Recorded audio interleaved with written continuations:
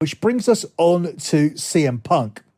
Now, in an interview with Stone Cold Steve Austin nearly a decade ago, Vince McMahon flat out turned around and said that the door was open for CM Punk because he had mended fences with the likes of Hogan, Warrior, and Stone Cold Steve Austin himself. In fact, I believe this interview took place in 2014, shortly after Punk left. So it would be 9 years now. It's been 9 years, over 9 years, since CM Punk wrestled for the WWE. In fact, when we get to the Royal Rumble, it will be a decade since CM Punk walked out on the company. Now, Ari Emanuel and Nick Khan are all about business, and CM Punk has a good business relationship with the guys on the UFC side of things. Obviously, now this is one company. It is TKO. Endeavor own the UFC. Endeavor have partnered up with WWE to form TKO. And when CM Punk was involved with Endeavor, when he was involved in UFC, he had a good relationship with Ari Emanuel, had a good relationship with Dana White. And these guys have absolutely no issue with bringing CM Punk in. Neither does Vince McMahon, because he said so himself. And nothing that happened at AEW has any relevance whatsoever. In fact, anybody that you speak to within the WWE who's spoken to people that are already at AEW, including Cody Rhodes, know that CM Punk is almost blameless for what happened over there. So as bad as it may look on the internet, and as bad as the bullshit that Dave Meltzer's coming out with, and despite the fact that Tony Khan came out and said he feared for his life because he's a coke-sniffing pussy, the WWE do not believe internally that CM Punk was a part of that problem.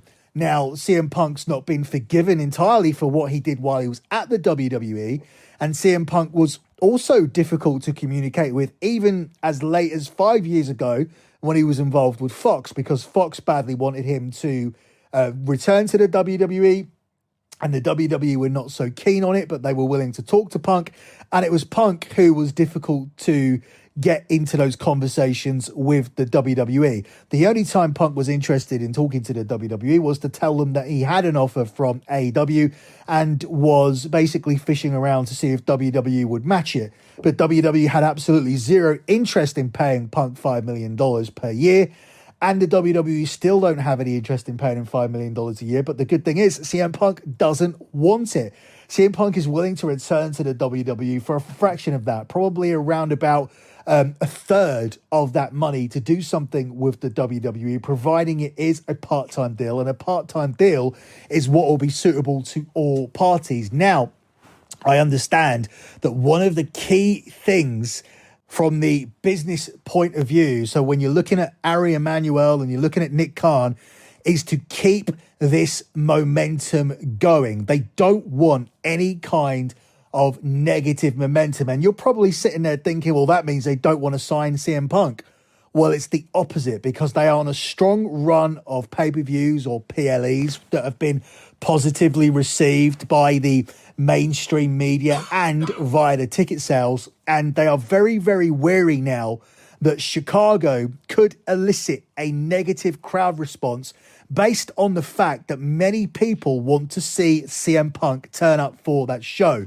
As soon as CM Punk was released finally from AEW or fired, there was an immediate microscope on this Chicago Survivor Series event. And despite the fact that Ari Emanuel and Nick Khan don't want to be involved creatively, they do have an awareness enough, because they are top tier business people, and know that this could lead to a negative reaction. They are also aware of the fact that the WWE have had previous political issues with CM Punk. They know all of the history.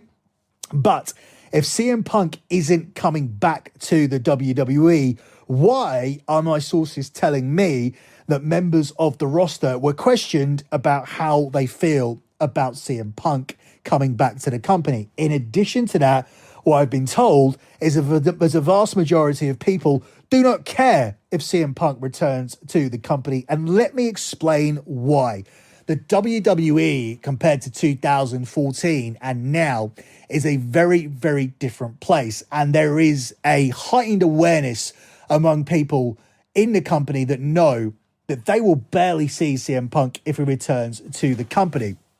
A vast majority of people on the salary that CM Punk would get if he was to return to WWE all have their own tour buses, all have a different call time, and are barely seen in and around the arena. I've spoken to wrestlers about the possibility of my son getting another opportunity to meet Roman Reigns, because Roman Reigns, we had that one very, very cool interaction with a year ago. But since then, obviously, there's a lot more Roman Reigns merchandise out. My son is currently collecting the Mattel Ultimate Edition figures, and he's got an Ultimate Edition Roman Reigns and a Roman Reigns Funko Pop with two titles that he wants to get signed. And I've basically been told it's impossible, not backstage or at the hotel, because Roman's situation means that he stays sometimes in a different hotel, or he stays in the top part of the WWE hotel and is escorted in privately via a service lift. Nobody sees Roman Reigns in the hotel, and when he arrives at the arena later than everybody else, he's kept in a private area where only Roman Reigns' opponent goes to see him to finalize whatever they are doing. So that is the situation of Roman Reigns. It's also a similar situation for the likes of Randy Orton, Cody Rhodes, Seth Rollins, Becky Lynch, and CM Punk would be exactly the same. There would be no way for there to be any kind of significant conflict with CM Punk, unless that conflict was with the higher ups, and it would be about creative issues. CM Punk isn't coming in on a full-time deal, staying in the hotel with the boys, traveling on the coach with the upper mid-card talent, and everybody knows it, and everybody accepts that, despite the fact that he hasn't been there for almost 10 years. CM Punk isn't coming in on the same deal as the guys who are there week after week, and that's life, and they're used to it. They got used to it with Brock, they're used to it with Roman, and they're used to it with more and more people. That's what they've got used to. Cody Rhodes just came in from AEW after doing nothing in the WWE during his previous run and turned up with $3 million, a tour bus, and a monster guaranteed push. That's just the way it is with WWE, because business is business, and bringing in CM Punk is good for business. And it's certainly good to avoid a negative crowd response in Chicago. So my understanding at this point in time is that there is an offer for CM Punk that appeals to all parties.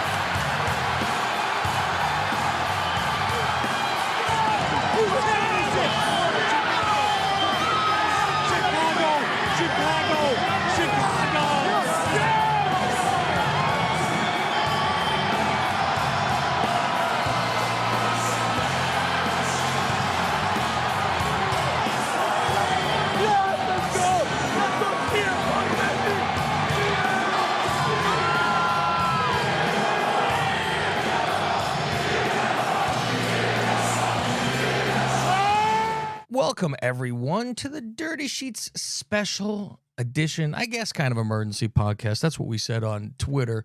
We're going to go over some Survivor Series. Nothing much really happened in wrestling this week, but we decided that we're going to talk about it anyway. I'm Cav. You know who I am. I'm with Billy. You especially know who he is.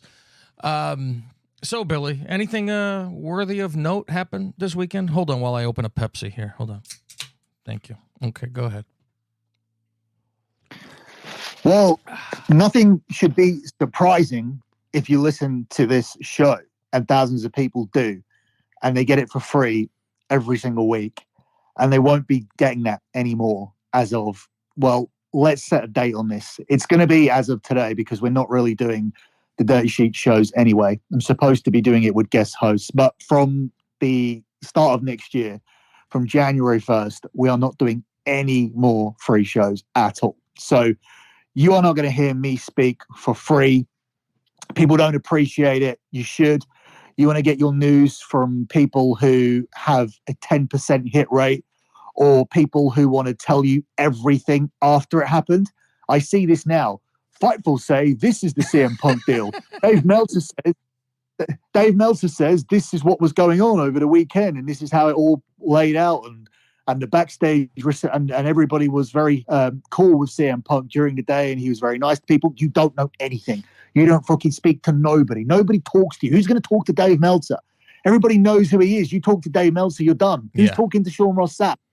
I told you on the last episode, it was one runner, some fucking guy who gets drinks and has to go down and get like food and pick up the fucking deliveries for people, and he sees a board and he talks to Sean Ross Sapp because they probably palm him off with a little bit of money to or he take just a photograph wants to say of he's friends with someone. Like, oh, he's my buddy. Yeah, I talked to him on the phone. He's famous. You know, one of those things. Yeah, he's a fucking hillbilly prick. But anyway, at the end of the day, he knows nothing. They knew nothing. And this is the barometer. In anything else, when you're talking about news in sports, or when you're talking about the NFL draft and it's rumors about, oh, who's going to go number one and who's going to go number two. If somebody was wrong about that over and over again, nobody would listen to what they had to say. True. But there's forgiveness that's attached to the same group of people all the time. And there's this insane stupidity that is driving me fucking crazy to the point where I can't fucking do this anymore.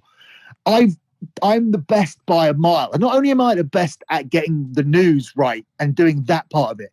And let's go backwards just a little bit before I make my point. The reason I started doing this fucking news, and I didn't even monitor, I didn't statistically monitor what Dave Meltzer did for a large part of my life. I became aware of him in my 20s and whatnot. Didn't track what was right, what was wrong. Mm-hmm. He generally wasn't 100%. I realized that, of course, but I did kind of go along with the plans change thing and just live with it. I wasn't an obsessive wrestling fan or an obsessive dirt sheet person.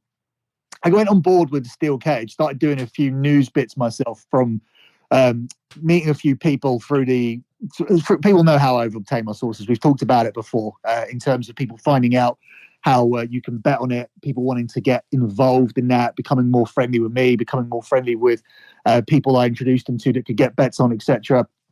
This led to a load of contacts. One of my older contacts that I told you about the other day, who writes a magazine, who's involved in a magazine over here, has known me since Big Brother. That's another contact. But all in all, I have three sources, and I live in a different fucking country. And over the last decade, time and time again, I've embarrassed these cunts. Every single month, every single week, every year. It happens all the fucking time. And the catalyst for me doing it was the fact that Dave Meltzer 10 years ago reported that CM Punk would be back for WrestleMania 30. And I was going to WrestleMania 30. And CM Punk didn't turn up in Chicago that night a couple of weeks ago before WrestleMania. And I thought, fuck this. This is a joke. This is embarrassing. This is unacceptable. And I could do a better job with my three sources. And for years, with three people talking to me in a different fucking country, I have been number one by far. And not only number one at this, We have a better podcast than them. We're more entertaining than them. We have better news than them. We have better reviews than them. Our rating system is more fair and factual and makes more sense. Everything we do is better, and it has been better for the past 10 years. Everything I've touched in this has been better. But you want to continue to quote them. You want to continue to listen to them. You want to continue to pay them. Now you pay me. And you don't hear me unless you pay me. And that's how it's going to be. And this is the final straw that broke the camel's back. The big fucking story, the biggest fucking fish in history that you could get. When is he coming back? Is he ever going to come back to the WWE for 10 years? CM Punk in the background. Is he coming? Is he coming? Is he coming? Is it going to be this year? Is it going to be this year? Is it going to be now? Is it going to be year 1, year 2, year 3, year 4, year 5, year 6, 7, 8, 9? And I told you he was coming back. Confidently, I told you. I was looking for fucking plane tickets. I text Cav of the week saying, yeah, he's coming back. I need to get to Chicago. So here we are. I'm done.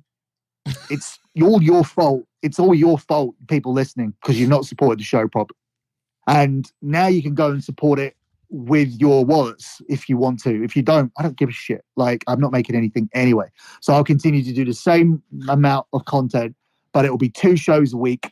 We will do a review on YouTube, a preview on YouTube. We'll post the preview up on the podcast. It will be 10 minutes on YouTube. The same 10 minutes will be posted on the feed.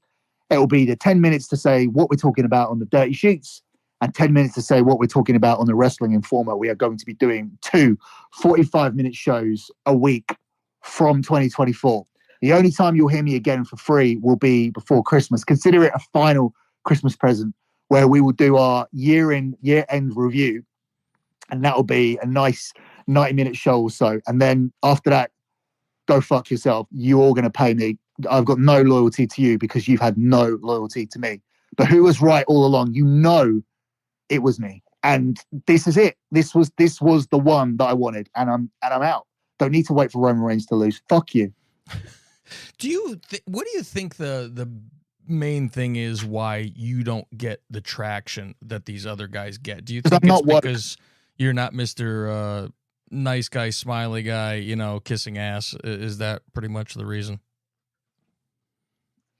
I tell you, it's very simple, and it's down to being a real fucking person. Do I want to fuck women? Yes. Do I look at women and say I want to fuck them? Yes. Do I think men are men and women are women? Yes. Do I think I'm more likely to be mugged by a black person? Is it a statistical fact that they commit more crimes? Yes. Do I state these types of things? Do I state these types of things? Are gays going to have children? No. Like, is that what it says that you should have done in the Bible? No, because that's not how you're supposed to do things. So it is an abnormal way to live. Do I have a problem with it? No, I don't give a fuck. I don't give a fuck about trannies, gays, blacks, whites. I don't care about any of this shit. What I care about is when it's shoved down my throat, where it's like, oh, transgenders are cool and gays are cool and black lives do matter. And no, they don't. None of this fucking matters. You don't need to get triple boosted, and you don't need to fucking like march for BLM, and you don't need to support all the fucking rainbow colors and all the bullshit. And you don't need to jump on every fucking bandwagon going because it changes every fucking week. You don't need to do it. And I don't do it, but maybe I did need to do it to be reported in the dirt sheets. And if I did need to do it to be in the dirt sheets, if I needed to be woke, if I needed to jump on every single bandwagon, if I needed to raise up my fist and say, hey, Black Lives Matter, and hey, oh, let's support that transgender kid, and let's fucking support abortions and all the other shit I didn't support, like fucking Joe Biden and all this other shit, then I don't want to be in dirt sheets anyway. So I'll continue to just do it my way. I'll just continue to call shit as I see it. I'll continue to look at women and say, hey, I want to fuck them. I want to fucking fuck her face and come on a big fucking plastic pig. That's what I see, and that's what I'll fucking say. I say what I see, and I'll never fucking do it any other way. If I maybe needed the money, but I don't, because I make a shit ton of money from the other thing that I do. So I don't need that. And maybe that's a part of the problem as well, because I don't need it, because perhaps there's an issue to say where people might think, oh, I've heard this one before, where it's like, oh, he did Big Brother and now he's doing this. And it's, we do different things. I couldn't live in a house for the rest of my life. It was It was a TV show. It lasted for 12 weeks. I did half of it, and then they kicked me out halfway through. It wasn't going to continue. Like being a club promoter, which was another job that I did. Again, when you become 40 and you're the 40-year-old who's running the club nights, who's sending out messages and saying, "Hey, who's celebrating their 21st birthday this weekend?" Would I love to be doing it? Yeah, I'd love to still be fucking plowing through 21-year-olds having their birthdays, but it becomes a little bit harder to do when you have a kid, and also when you don't have the stamina or the will to be out night after night after night, night after night. And I'm talking to someone, my co-host here, who couldn't even do that fucking shit for 2 days in a row. But I used to do it for 5 nights a week. I used to fucking just be up till 6. I didn't do it in my 20s, let alone fucking when we met. Fuck that. I never did that shit. I did it 5 fucking days a week, fucking in bed, like 6 or 7 o'clock in the morning, up Jesus. Like 1-2 o'clock in the afternoon, trying to recover from the night before, trying to recover from the alcohol, trying to recover from the drugs, then trying to get to the fucking gym as soon as I got up, and then come back, shower, do it all again. Like Jesus. I've done that. It was unsustainable. So, of course, I moved into something else. I moved on to sports betting, where I've been winning money since I was 14 years old, when I stood outside and tried to get men to put bets on me. While my other friends were trying to get people to buy them cigarettes, I was trying to make bets when I was 14 years old. That's why I do that. And at the same time, I've been watching this for 6 years earlier than that, since I was 8 years old. And people can turn around like fucking Conan and Disco and the other losers on that show and turn around and say, "Oh, hey, if you've never been in a ring, you shouldn't have an opinion." Well, your opinion fucking sucks, because all it is a way to bring the conversation back round to yourselves and things you did back in the day. And their opinion sucks, and Vince Russo's opinion sucks, because I heard what he had to say today about the whole CM Punk thing, where his opinion was, "Oh, hey, the way I would have done it, bro." We got to do the voice. The way I would have done it was to have all of the people talking about how they feel about CM Punk coming back. So he would have had everybody cutting promos throughout the show about how they feel that CM Punk's back. That's a great idea. You would have run through fucking a year. No, it's a shit idea. You would have run through a year of storylines where everybody just told you straight up how they felt about the guy on one fucking show. So you'd have blown your load with fucking a year story, where everybody just commented on CM Punk. And I even saw that in the group chat where they said, "Oh, the promo on Raw was underwhelming." Yeah, I see that a lot. Not fucking, it's like, I don't know what the fuck they want. Yeah, I mean, I would have liked him to, rip apart where he was. That would have been fun. Like, Double J when he came back, you talk about the other side, right? That's the only thing I would expect. But one don't talk about too. That's the thing. True. That's 100%. Yeah. It's not worth talking about. I mean, that's the thing. These deluded dirt sheet losers won't talk about me. A few times I've broken sap into doing it, but it's just ridiculous, because that whole thing, what we do here, as far as the news, I don't like the news side of things. I think that we do a good enough show just talking about what happened and analyzing the way that we do, like going in when we're having the conversation about the Survivor Series, when we're talking about Gunther, we're talking about Escobar, we're talking about if or Punk does or doesn't come in. We all said he would, but that's the kind of shows that I like to do. I didn't get the respect on 100 to do that. It was just get on with the news. Look, I don't want to fucking do the news. If I do the news, I want to be paid for it. And that's the thing too, is like a lot of people I see on our Twitter at Dirty Sheets X. It's more about, I think it's way more about what your thoughts are than what you've heard for news. You have, of course, the news people that, like to know the scoop and stuff like that. But it has always been, and this was me listening to you on Steel Cage, right?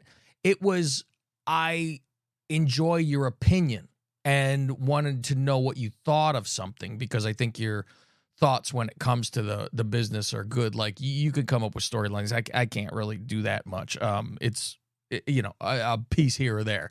But it's always been just your thoughts on this stuff, and how it went is your gold, I think. Yeah, I mean that's part of the disrespect, because that is something that other people can get away with doing, and they do it. And I don't find their shows particularly interesting. I think Post Wrestling is shit. I think Smart Wrestling Fan is shit.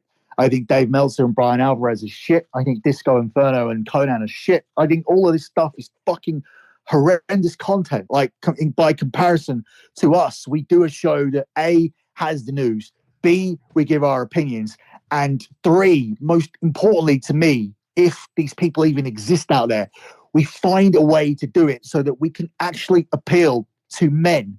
We can actually appeal to men who want to go out and drink with us and sit with us and socialize with us and eat with us or whatever, or want to go to shows with us. That's what I try to create with our own community. The problem is that the latter part, I'm not sure at this point, or I've just not been sure for a while now, that even exists, where people actually appreciate that element that we bring to it. Whereas instead, with that third part, yeah, we could give opinions and yeah, we could give news, and we would keep our noses clean. We would probably be able to cross over into the other world, which I've been in before. I've been involved with Raj Giri. I've been involved with Sports Keeda. I was in K100. I was with Russo. So that also is crossover, because they are more woke than you think. Russo, not so much, but Conan in particular will text you not to say certain things all the time. Which is bullshit. It goes completely against the name of his show. It's not keeping it 100 at all. The guy's a fucking pussy. He constantly texts you to tell you what you can't say, and not to upset people that he wants to make money from. So that show is completely fraudulent. This goes completely fraudulent. They're all fraudulent. Russo's pretty genuine, but he's bitter. He hates WWE, hates wrestling fans, hates the fact he can't get his job back. So again, there's a disingenuous nature to that. Russo would take a job back, I think, if they offered him one. Yeah, and he hates everything. He has not praised anything in 20 years. So there's a disingenuous nature to everybody that we don't have on this show. So we keep it real. We do the news, as I said. We do our opinions. And then the other element is that we try to make it appeal to people that we would want to socialize with, or people that want to socialize with us in whatever circle. And that is where we fall down. And that is the part that is most important to me, because I don't want to associate with complete fucking dorks who are fat as fuck, that don't go to the gym, that don't know how to use and never have used their fucking dicks, and are offended by women and talking about women and talking about real life topics. Like for example, like we have Umar in our group, and we're always fucking hazing him about, like, you know, with black jokes and whatnot, or recently there's been Jew jokes in the group or whatever. Hey, listen, that shit's been happening for fucking for decades and decades and decades and centuries. Just because the world certain people who run the world went woke doesn't mean that you need to fucking do it. Doesn't mean that we were always wrong. Doesn't mean that the WWE were wrong because they used to let their women do Playboy or whatever happened in the Attitude Era. I fucking hate this bullshit now where people watch it back and go, oh, this didn't age well. It aged fine. No. You aged wrong, you fucking pussy. You're the one that aged wrong. The product didn't age wrong. Nothing on television aged wrong. Comedy didn't age wrong. Eddie Murphy stuff that he used to do, Dave Chappelle, all these people, oh, that stuff aged badly. No, it didn't. You cunt. You aged badly. You know what's funny? In the same breath, they do that's the problem. In the same breath, they say what geniuses like Pryor was and Eddie Murphy. In the same breath of, oh, the horrible things he said. You can't have it both ways. Now that they should go back and say how horrible they are and what horrible human beings they are for saying such horrible things. But they hold in reverence how great they are. You can't have it both fucking ways. They should say, they tried with it was a different time. Funny's fucking funny. I mean, Jesus Christ, if people can't fucking laugh at other people as a fucking, I mean, it's not a hateful fucking comedy, right? It's fucking, everyone's still fucking friends, but you are allowed to fucking bust balls with any person, any race, any creed, anything. If it's funny, it's fucking funny. And it's a shame that podcasting has really only grown in the last decade, because well, I didn't know you then, but I believe that had we started this maybe at the end of the Attitude Era when I was in my early 20s or whatever, or even just after When did I did, podcasting start? Fuck.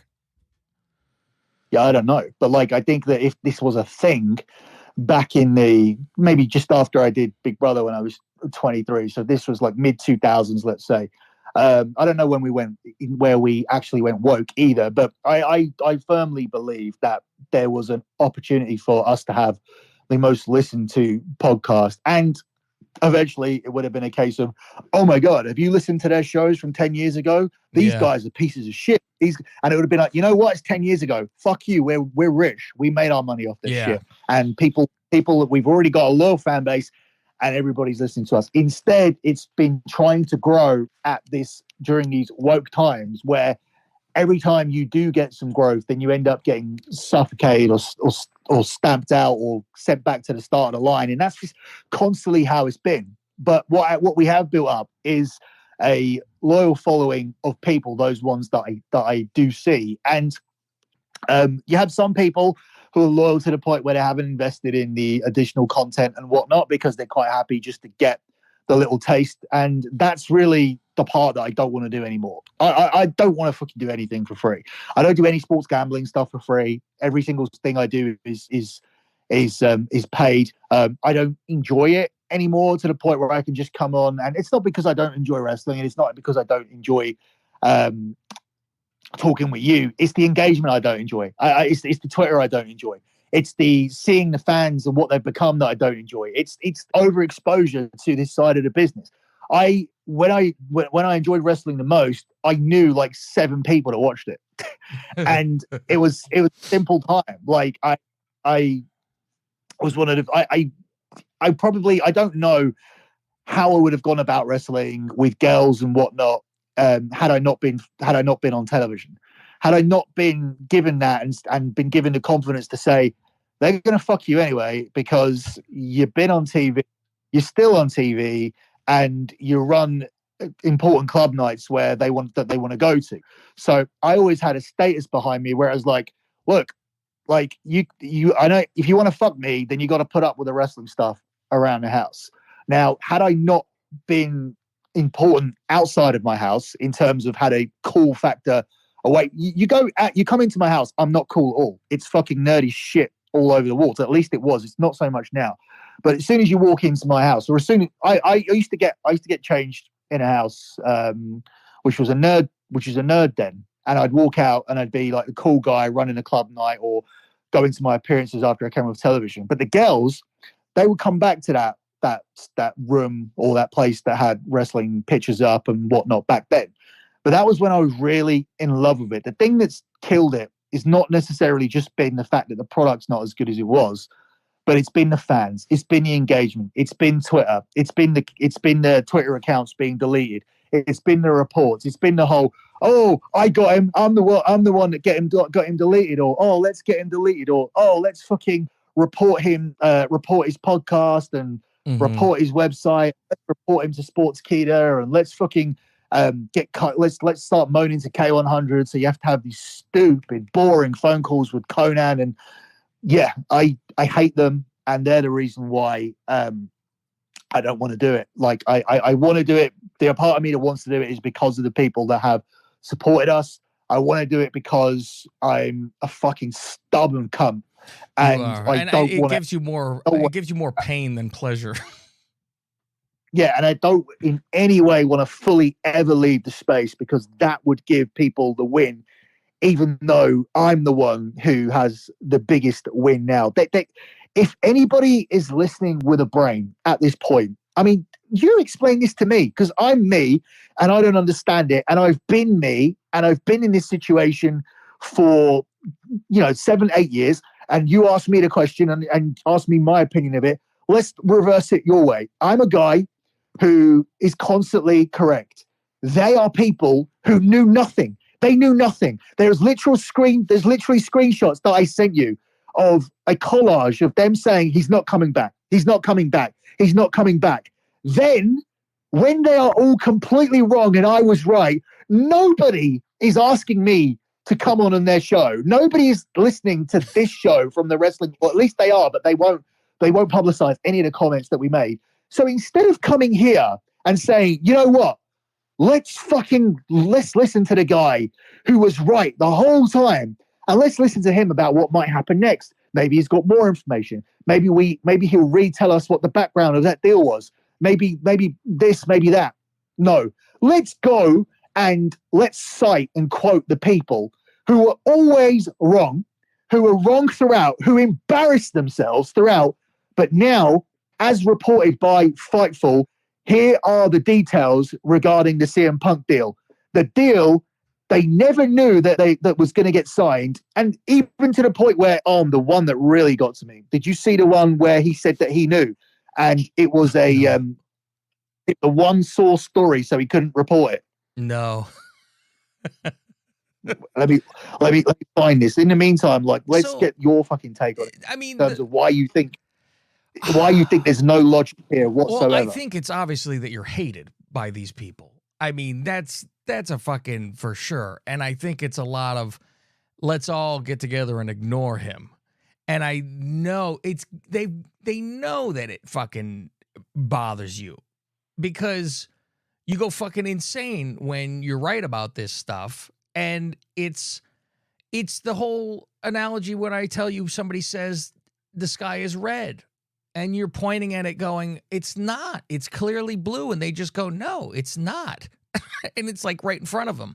So I think a lot of it is to just fuck you at the same time. And I know it's always, you don't want to give them the satisfaction of quitting. But I'm like, but meanwhile, you hate doing it. So I'm like, I don't know how that's a win for you if you're miserable fucking doing it. Like I had said, I don't want to do any other shows other than my show after Mania.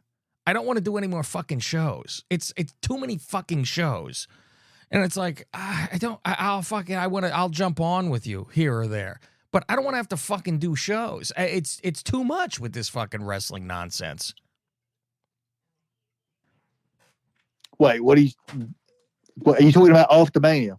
Yes, after Mania. I don't want to do anything. Oh, are you talking? Oh, you're not. So are you talking about not even doing the 2 a week? No, I don't want to do that. It's too much. I do my fucking show two times. I do 2 wrestling shows. When there's a pay-per-view, I do more. Because like you said, getting paid for it. I got my fucking thing. I'm being paid. And then I do my normal nonsense show where I just, shoot the shit where it has nothing to do with wrestling. Privately, this is still the same. This is still the same amount of shows that you've always done. This is still only one show a week. I was supposed to take off. I'm doing just as many, more. But you knew we were going to one. We knew we were going to one paid show a week after Roman lost. Yeah. I mean, fuck. It ain't like you're fucking forced to do anything, but whatever. I just don't know why you want to do it. I don't know why. You have all these other fun shows to do. You have so many shows. I get. How many shows a week do you do? What for sports betting? Yeah, just for anything. How many shows? Oh fuck, man! Sports gambling podcast. My invoice for last month was 28 shows. It's almost a show a day. Yeah, and then I have the lock betting exclusive shows. So there's usually 12 of those a month as well. So that'll be NFL, the German Soccer League, and it'll either be a wrestling there'll be a wrestling show that pops up on there. There'll be a boxing show boxing show that pops up on there, and there'll be actually there's more than that because there'll be Champions League bonus shows, Europa League bonus shows. So there'll be 3 every. So there was 6 plus Bundesliga is 10 plus the NFL show is 14 plus the bonus wrestling. Yeah, so 16 on there, 16 on Lockbang, 28 on the Sports Gambling podcast, and then of course 4 for the Dirty Sheets every week. Yeah, that's 48.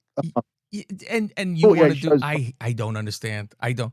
If I were you, and you have the audience, obviously, I don't have what you have. People hear me through you. Sometimes they like me and they come over my side. It is what it is, right? And I got no problem with that. They're tuning in for your content. If I'm you, I would, because you do 8,000 fucking shows. If I'm in your shoes, what I do is I say, I still want to do a little wrestling because you enjoy it. You like wrestling. You like talking about it. People are interested in what you have to say. You have a Patreon just for the wrestling where you go, once a week, I'm going to come on and just give my opinion of something. And you do a commentary. And you charge whatever you charge. And it gets it off your chest. You could do it at any time of the fucking day that you want to, before fucking bed. If something came into your head, you pick up your phone and start fucking talking. It could be, you can get multiple shows a week or you can get one show a week. You're guaranteed one show a week, but you set your price. It's $20 or whatever the fuck it is for the month. And people would fucking flock. That is what it is. I'm not doing it on my own, am I?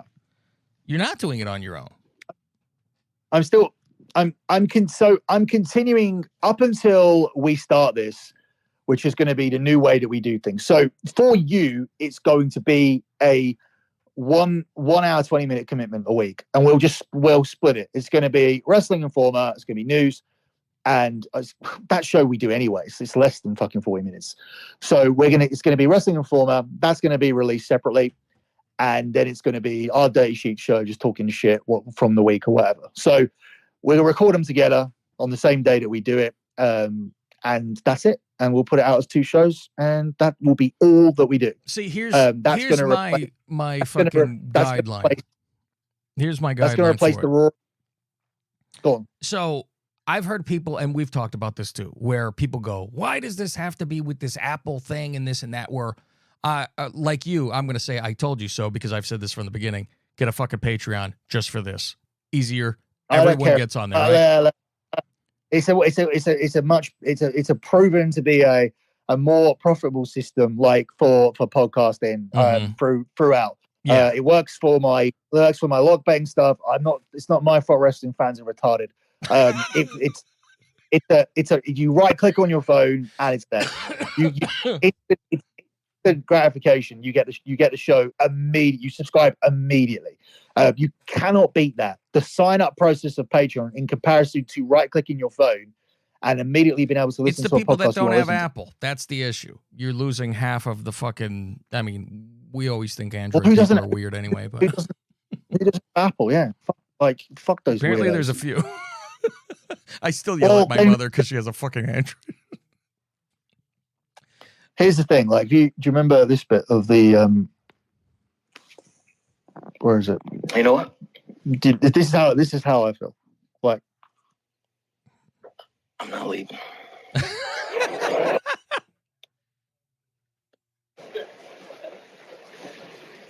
I'm not fucking leaving.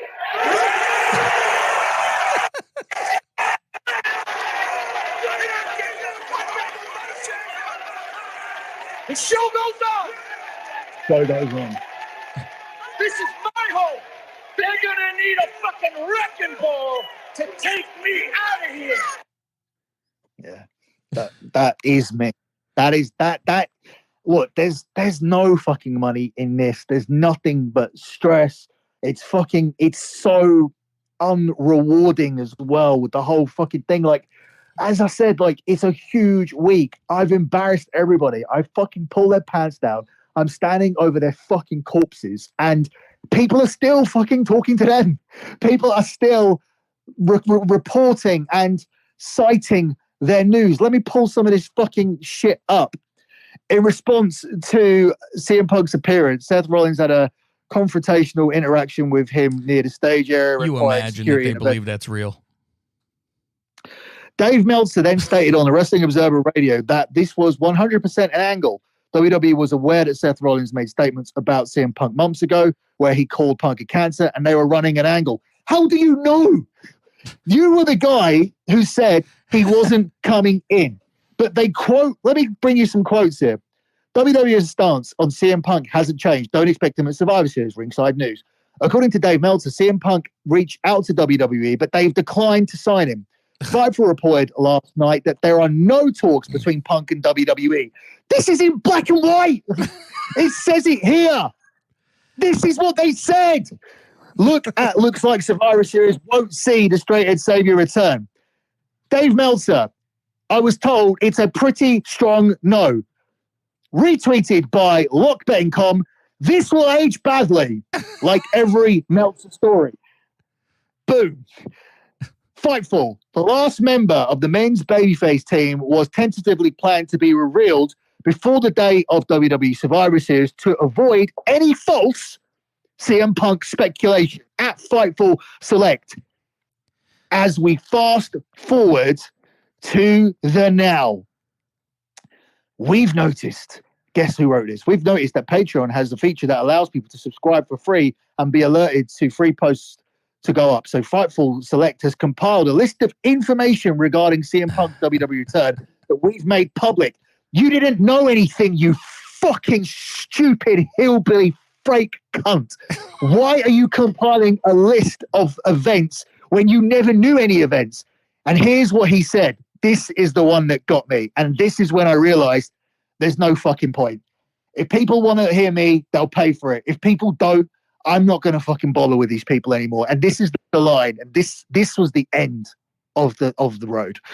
Punk and Triple H had an hour-long conversation over the last 2 weeks that led to some mending of fences. Fightful had indicated, he doesn't even make sense, but this is what he wrote. Fightful had indicated this last week, but didn't have appropriate secondary sourcing. Oh, fuck.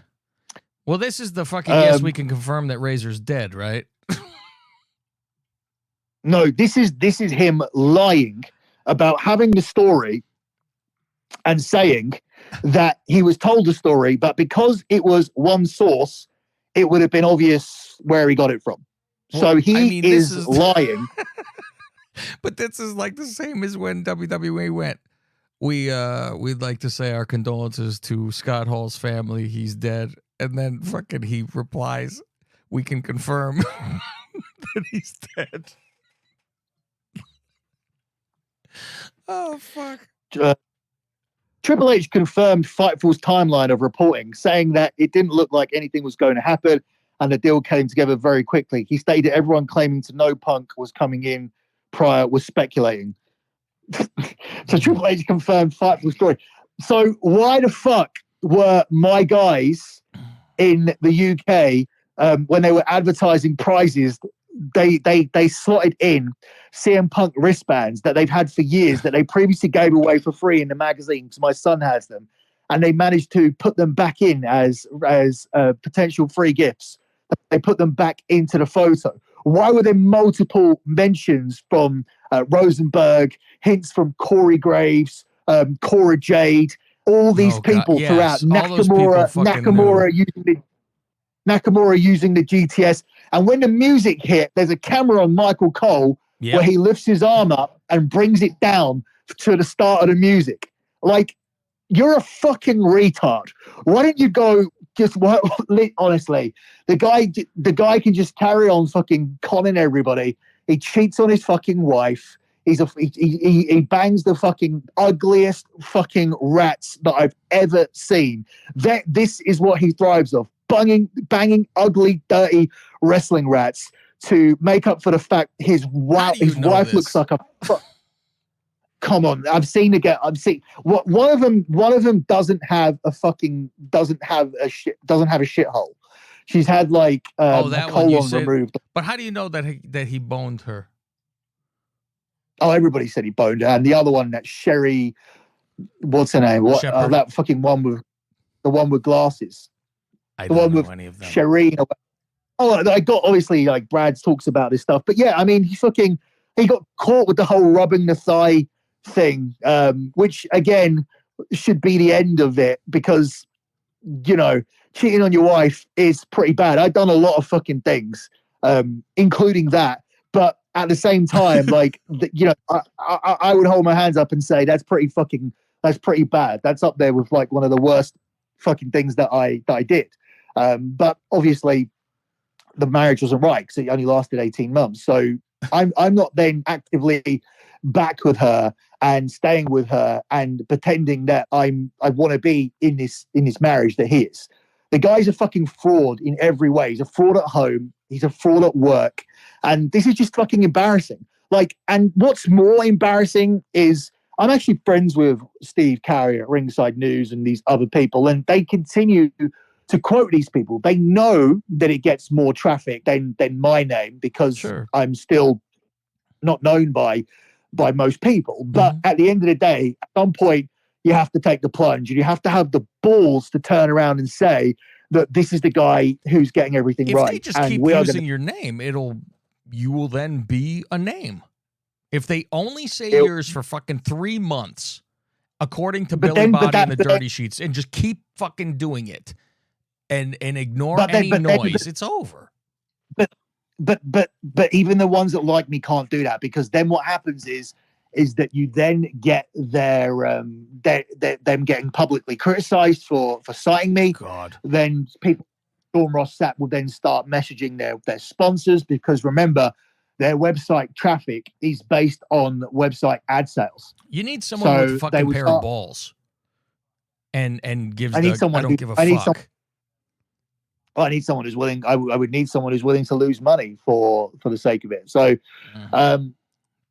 it all comes down to that guy that reached out to us and having that conversation about a website and putting content out there. And look, I know you're not thrilled about doing stuff after Mania, but we have until now and WrestleMania to get that website shit nailed down and see if that's the direction that we're going. But the bottom line is this. How much would a Patreon be? What level of money would you say? I think it would be a flat, this is, you hear our content. And I would think it would be semi-high. Well, at the moment, I'm gonna fulfill my obligations of Wrestling Informer, Superstar Profile, because the Hogan show's got decent response, and wrestling lists, and I'm gonna do all of that shit. And I'll continue to do that shit if I want to. There'll be no rules. If 1 week me and you are doing an edition of the Dirty Sheets and it's a quiet week, we'll bring those shows in. Like we'll say, oh hey, next week's Dirty Sheets we're gonna make it a wrestling list show, or we're gonna make it we're gonna have creative freedom to put whatever we want behind our paywall, and we'll tell people on YouTube for free what is going to be on our paywall. That is the 10 minutes a week that we will do. We will say this week's Dirty Sheets is going to be this week's Dirty Sheets is going to be that, this week's Informer is going to be talking about this week's Informer is going to be talking about that. So it's going to be them two shows recorded in one sitting, because Cav doesn't like to set up twice. No, believe me, if we fucking lived closer, I don't think it would be an issue. The time is the craziest issue of all of us. That is the one where it's like, and it boggles my mind, because I've given Billy shit about, I go, what are you doing all day? How come you're not free until fucking midnight your time, where I'm in the fucking middle of the day ready to go, and he has a fucking life, and he has, like you heard, 50 other fucking shows. 48 shows. God forbid I fucking get a real fucking job, Billy, where I have to fucking be gone. Then that's a big fucking problem. Because, I mean, I'm very footloose and fancy free with my job right now, being able to be flexible like this, because who the hell's able to do a show at fucking 2 p.m. in the middle of the fucking day, And I was thinking about bringing back the Man Show as well, like at some point. So. Kill me ahead of time. Well, we can. Well, maybe, but I think that you would be more important to that show than this show. I think. By far. I think at a wrestling show, we could replace show. What's that? It's your opinion on wrestling show. Like I said, people want to hear what you say, what you have to say about it. I pretty much drive the car, and host it for you. You know what I should say? I should really put you against the fucking wall and say, you get equipment, I'll do whatever shows you fucking want me to do. Yeah, we could do that as well. That is something that needs to happen for other stuff. Whereas like so my other company, because I run an autographs company now as well. The guy had the footballer Paul Gascoigne, who we had do a signing for us the other week. He could come in, and I'd like to have got him in as a guest to actually talk about some football. but it would have required basically at this point chucking my phone down on the table and us both sitting around it, which is how I don't want to do that. Like, I want to be able to start doing more stuff on Skype and whatnot. So, yeah, I've passed up on a lot of interviews previously, particularly when in that period where Drew McIntyre was in TNA, but heading to WWE. There was a time where we could have done a lot more regular stuff with him. Had I recorded it with him, could have probably had it once a month, but I didn't because I didn't have the equipment. There's been a lot of things that haven't happened because I haven't recorded them.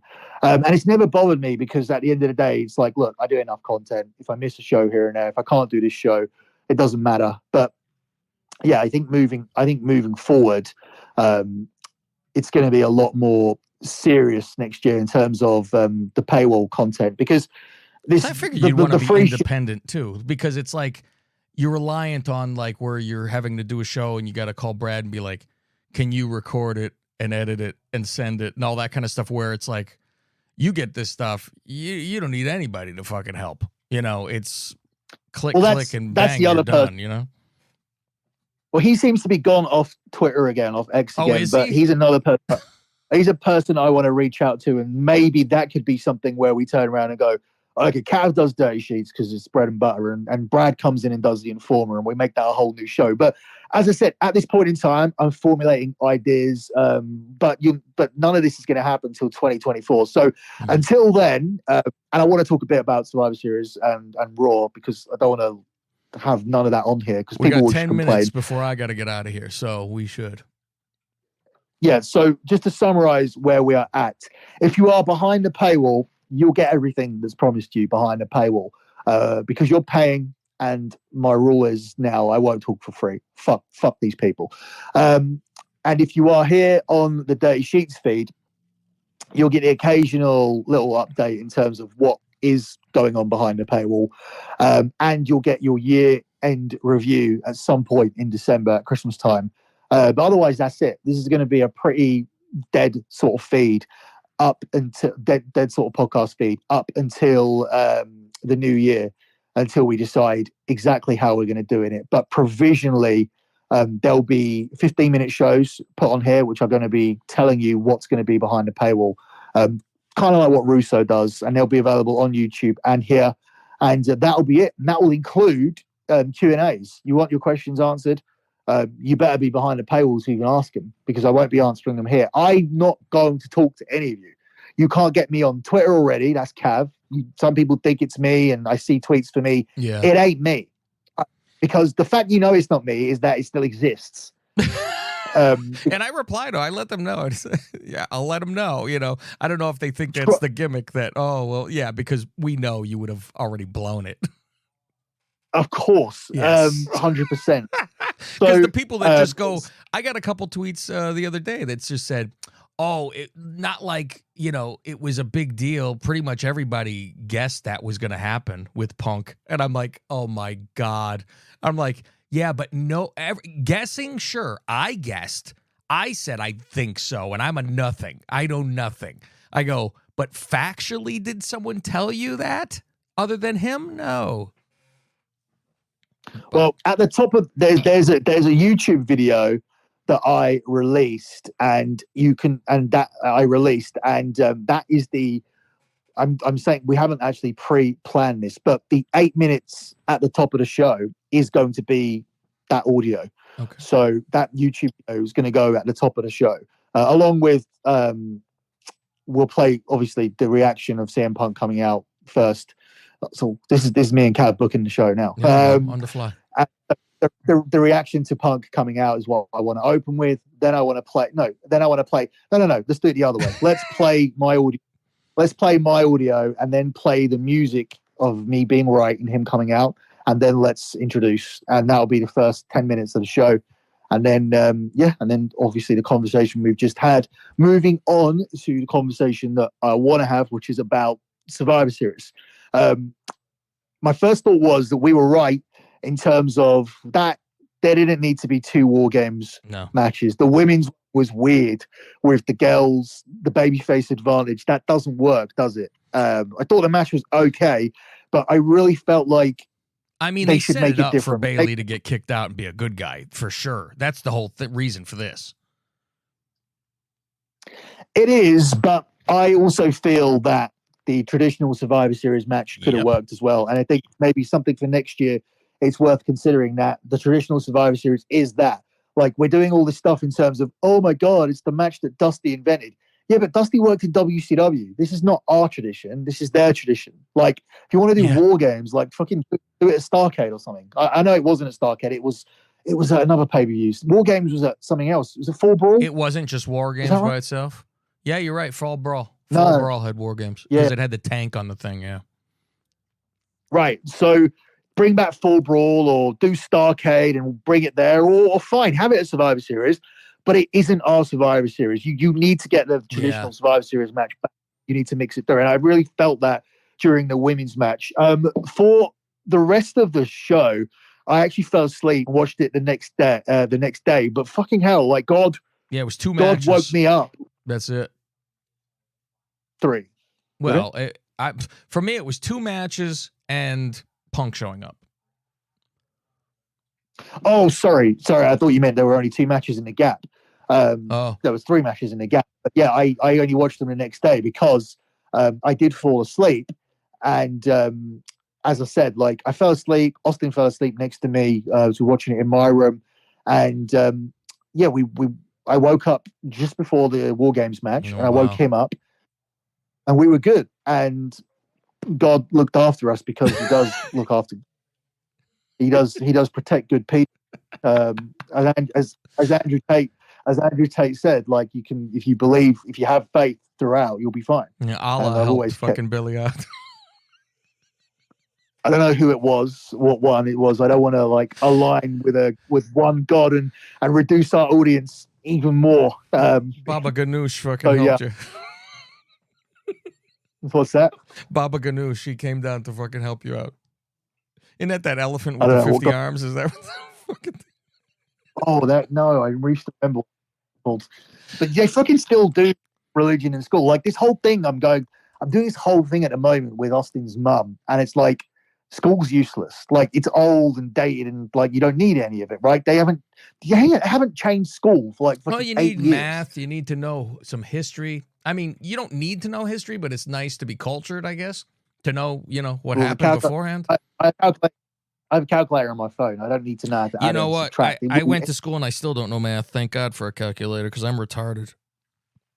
No, I can do the maths, and I understand mental arithmetic is important, but algebra and simultaneous equations and not. But you know what I would do in maths, first of all, is I would fucking do spreadsheets.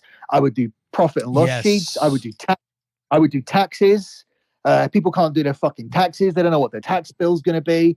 They can't work out the tax on things in America when, like, if you go into the shops, like how much tax is added onto this, that. I still don't know. So I'm having this whole thing with her, and at the moment, Austin's doing spreadsheets for autographing. He's doing what else was he doing the other day? He started his own podcast with me. Fuck me, that's another one I have to do. That's why you need the Roadcaster, and you get 2 nice mics. And you get it there, like everybody says. I got the best sound in the business, baby. Did you listen to the first episode that we did? No, I didn't even know there was. It's on YouTube. I made him a YouTube channel, and oh God, help you! Did you turn the comments off? Yeah. Oh, good. It's Austin's. So the YouTube channel is Austin's Toys and Games, and the episode, the series that we're running is called What Are They Like? And because he's been out with me, and we go to these events, and we stay in these hotels, and he's met these famous people and whatnot. He's going to talk. He's going to talk about what each individual person was like. So each episode is only about 10 minutes. The first one's Lionel Messi. I think the second one is going to be Tom Cruise or Logan Paul. We haven't decided yet. So yeah, that's going to be a good little channel. So it's worth checking out. I got one for you to do with him. Have him break out. If we go ahead. If we've met them, we have. I was going to say we can't do one. No. I'm saying like something else other than that. Because it's Austin's games and toys and all that kind of stuff. Have him break out some old ass video games. Break out a fucking Nintendo. See how if he wants to kill himself. and have them review some of these old fucking games that they didn't have. We have the WrestleFest machine, and we have all the old games on there, like Mortal Kombat, Street Fighter. Now he thinks they all suck. So yeah, I mean, have him play fucking Ring King on Nintendo and Mario 3, shit like that, and see what holds up, see what keeps his fucking attention from like Nintendo days. And you could get a new game each week and say, this week we're playing Baseball Stars. You know me, I have every fucking one with all the old games and shit like that. And it's good in theory to play them again. And then when you do, you go, this is fucking awful. It's fucking like Tyson's Punch-Out holds up, and Baseball Stars does, but that's about it. Anyway, so we are doing stuff anyway, as I was saying. So like I'm getting him to watch films and write about them. I'm getting him to do spreadsheets and whatnot to work out how that works. And yeah, so I'm basically doing my own fucking version of school, which actually going to be helpful. So that's what we've been doing. He's also going to the gym with me and stuff. Well, I'm now at a gym where he's allowed to go in there, which is crazy because he goes into the gym and whatnot. So yeah, that's going to be another thing that's keeping us busy. So we're watching the Survivor Series, and we just about got up in time for the match. But in terms of that actual match, just the War Games match, just to finish up, did you think? And do you have any thoughts about it at all? Because I really didn't. I felt like it was all. I thought everything was. My one takeaway was the match was kind of just your War Games match. These people come in. There's nothing really. There's nothing really to hold your attention for the first 20, 25 minutes as they're all coming in. I ended up coming out of it with the opinion that the final 10 minutes of that show was the best 10 minutes of a wrestling show. Dating back to maybe 10, 20 years.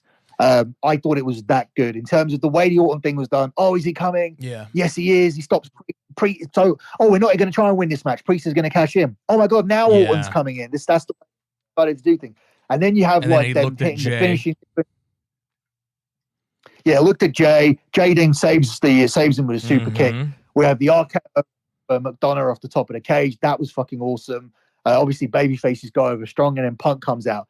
You put that 10 minutes up against anything ever, any 10 minutes in wrestling, it might actually come out on top. That was my main takeaway. What did you think? My cousin who was there, he was raving and said it was 10 times better than Mania. And he was at Mania. He lives in LA. So he was at Mania, and then he was at this. And I go, because at first I go, well, of course it was because you were there. It's always better, And he goes, no, I was at both. And he said, it's the crowd. The crowd is, he said 90% for him. And I kind of agree. If the card is mediocre and the crowd is fucking insane, boy, the show's a 10. It doesn't even matter if anything's going on. You're like, this fucking crowd get you excited, Because I was like, the Miz match, who gave a shit? All the other matches were like, who cared? And I could see that from at home, I'll tell you one thing to do, like if you watch that Punk thing back, right? Watch it back and look when they're in the ring celebrating the win. Watch the background where people are leaving. Oh, that's great. And can you imagine how many might have done as soon as the 3 count hit? Yeah. I can imagine. Like, are these someone want to check on these people? Because there's something online where some guy left and his girlfriend was videoing, but who knows? Everything's suspicious, right? And he's that was fixed though. I think I saw that.